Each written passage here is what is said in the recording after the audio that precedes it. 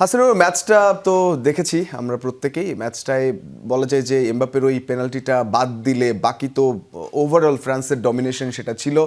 সব মিলিয়ে একটু ম্যাচটা কেমন দেখলেন, ম্যাচের ভেতরকার অবস্থা একটু জানাবেন।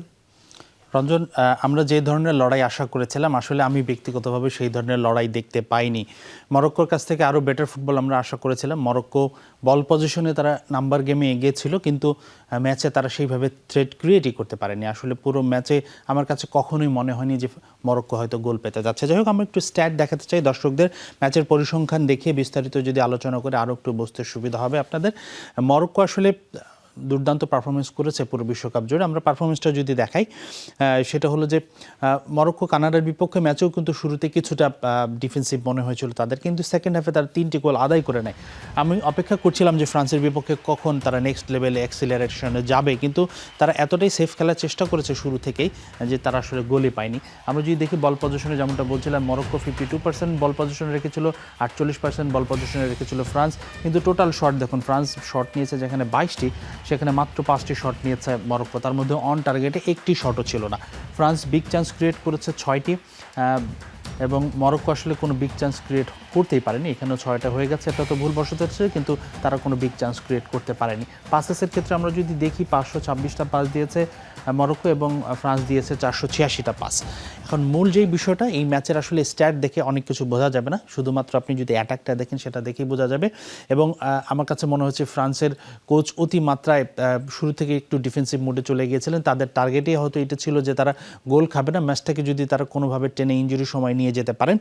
এই একই ম্যাচে একই রিম্যাচ হয়েছিল গত বিশ্বকাপের সেমিফাইনালে, যেখানে কিন্তু মরক্কো ফার বেটার ছিল, বরঞ্চ ফ্রান্স 2টো গোল দেওয়ার পর অনেকটা ব্যাক সিটে চলে গিয়েছিল, তারা কোনোভাবে আসলে ডিফেন্স মোডে চলে গিয়েছিল।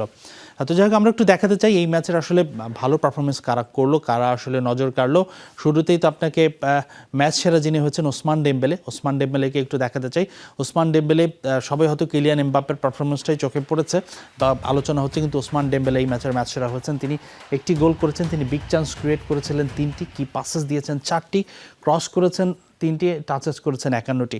আসলে ফ্রান্সের স্কোয়াডটা এমন, আপনি যদি বলেন ডেম্বেলে, ওলিসে, ডেজিরি ডুও থেকে শুরু করে বারকোলা, এমবাপ্পে তো আছে, আপনি কাকে ছেড়ে কাকে আটকাবেন, মুশকিল। এবার কিলিয়ান এমবাপ্পের পারফরমেন্স নিয়ে যেহেতু কথা বলছি, তার আসলে আলোচনায় আসা যাক। তিনি কেন ম্যাচ সেরা হতে পারলেন না, একটু পিছিয়ে পড়লেন, সেটার প্রধান কারণ আমার মনে হয় তিনি যে পেনাল্টি মিসটা করেছেন তাতেই তিনি আসলে পিছিয়ে গেছেন। তিনি যদি পেনাল্টি মিসটা না করতেন, যদি গোল একটা হতো, তাও আমার মনে হয় তিনি ডেম্বেলের চেয়ে বেশি রেটিং পয়েন্ট পেতেন। তিনি একটি গোল করেছেন, একটি আবার অ্যাসিস্টও করেছেন, তারপরেও কিন্তু তিনি সেরা ডেম্বেলের যে গোলটা সেটা তিনি বাড়িয়ে দিয়েছিলেন। টোটাল শট নিয়েছেন তার 4টি, অন টার্গেটে নিয়েছিলেন 2টি, এবং যেমনটা বলছিলাম আমি যে একটি শট তিনি মিস করেছেন, একটি পেনাল্টি তিনি মিস করেছেন।